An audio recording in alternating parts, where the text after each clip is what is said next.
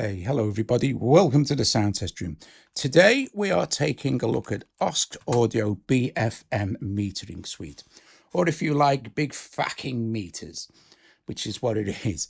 It's brilliant. It's a complete suite of huge metering stuff that you can use, right? So it's very, very handy for keeping everything under control. Say, for instance, you're a guitarist and you're recording something standing up. At least you can see what's going on. So we're going to try this with a couple of different scenarios. You can see I've got this on my voice at the moment. We can run this in text mode, and you can see I have it on the LUFS mix here. Now, ideally for streaming services, you want this to be at its maximum minus 14. So I'm going to run this with a full track that I've already pre-mastered at minus 14-ish. You know what I mean? So we can see how accurate this is. So not only that, you have text, and you can choose LUFS. God, loudness used at full scale. So hard to say. LUFS. Let's just call it LUFS. And you can see it in stereo and just the general mix, the stereo mix, the minus 16 there at that point. Okay, so look, you've also got the bars, which you've just seen, and you can tap on here and have various ranges for those bars. And then you can also set this down here. Now you see this is at set minus 24, but if you look here, minus 13 here, this one here, look, here, we're going around minus, I don't know, guess minus 14, something like that. Then we have big VU meters here. And there's different settings you can have for the VU meters as well. You can set the VU left, mid, side, LUFS meters, so LUFS left like this. And you can do it for, let's set this for LUFS right. Okay, so you can check your levels here and stuff like this with this 1 1 1 1 1 1. You can see it there, right? You also have a waveform view, which is also handy for making sure that you don't go too loud, and also spectrum view like this. And one of the most useful, although my transport isn't running, is time. So we shall take a look at time as well. Now, let's just close this on my microphone. I'm going to run it with this first. Now, there are a couple of important things to remember, right?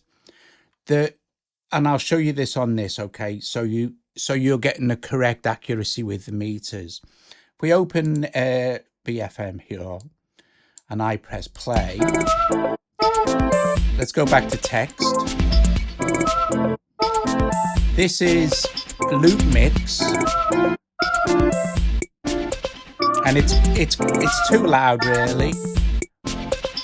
But turning the fader down, it's not going to adjust the level of what's coming out of here. This is just your volume fader. It's not adjusting the gain coming out. So you can see that the meter is still reading. If we want to do that, we need to maybe do this, add another node here. Let's just put dynamics in because it's easier. And we'll put a gain in and put the gain before BFM. BFM should always be the last thing in your chain so you can see what's going on. And watch now, as I decrease the gain, this will start to drop down to, well, it'll start to go huge and then it'll just disappear. So look at this, minus 30, minus 36. And now there's no volume coming in at all, well, a little bit, but not much. There you go. So if we bring this back up to where it was, or double tap it to reset it, it will be back to where it was originally. Now, if this was too quiet, of course, you can go the opposite direction. Like, oh, look, loudness wars. But I'm going to bring the volume up on that. So this is super handy, but you need to understand that what you're actually hearing is not what is coming out of the mix, right? So this is just volume. Well, we got bars.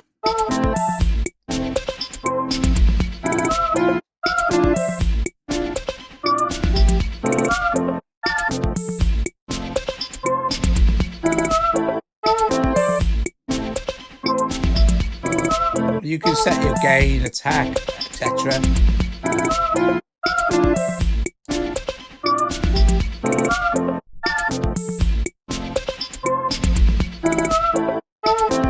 Now, let's have a look at time. This is now you can check up here as well, 2 minutes 15. This session, that session had been running for 2 minutes and 20 seconds. I paused it. I'm going to restart it so it won't lose the time. And look, the accuracy, you've got sample accuracy views here as well. Looks like it's even telling me the BPM and the time signature. If I rewind this now, it's going to go back to 0, and it's even telling you the actual sample rate as well. So that's brilliant. And at any time as well, you can just jump back and forwards to see what's going on. Okay, so let's listen to it on this full track. So this track is from my Little Hearts in the Big Picture album. So there's a lot of dynamics going on in this. So let's turn this on here, and we're set now to, I think, yeah, let's put this into LUFS Slough Stereo, and let's just start the track.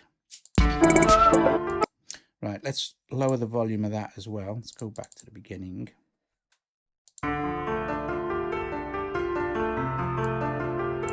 So remember, it doesn't matter what this is doing, because BFM is the last thing going to change. It's the gain you want to be controlling. Now, I did master this. Let me pause it. I mastered this in T-Rex a long time ago on a desktop, and I mastered what was around -40. It might go to -15, -30, minus in the quiet places, as you can probably see. But at its loudest point, it shouldn't go much above -14 LUFS.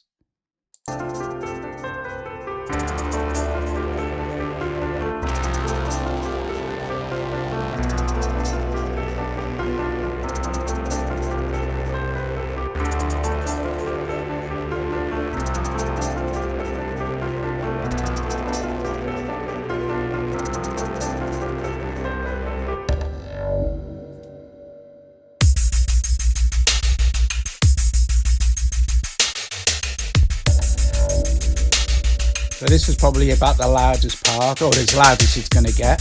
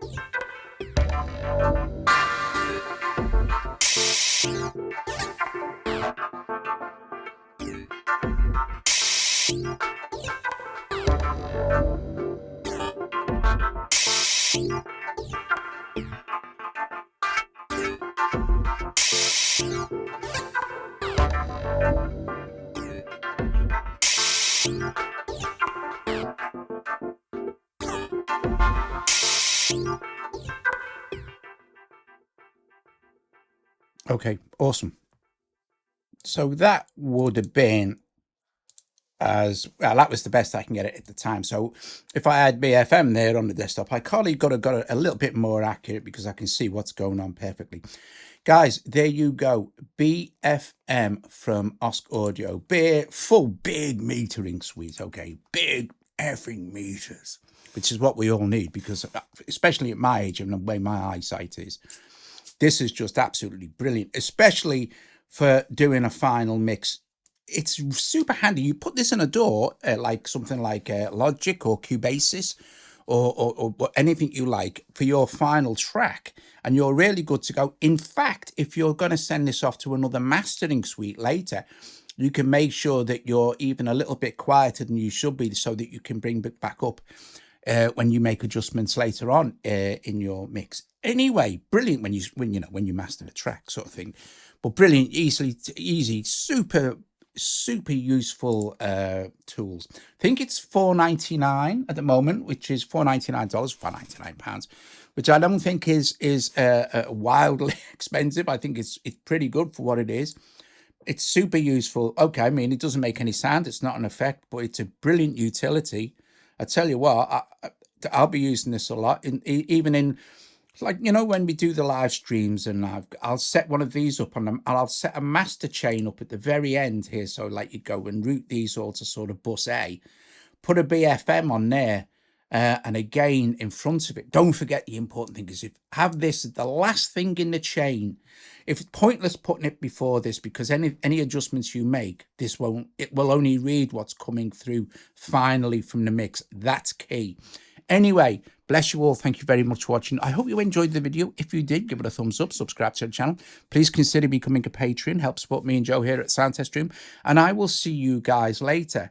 Awesome stuff. BFM from OSC Audio. It's epic.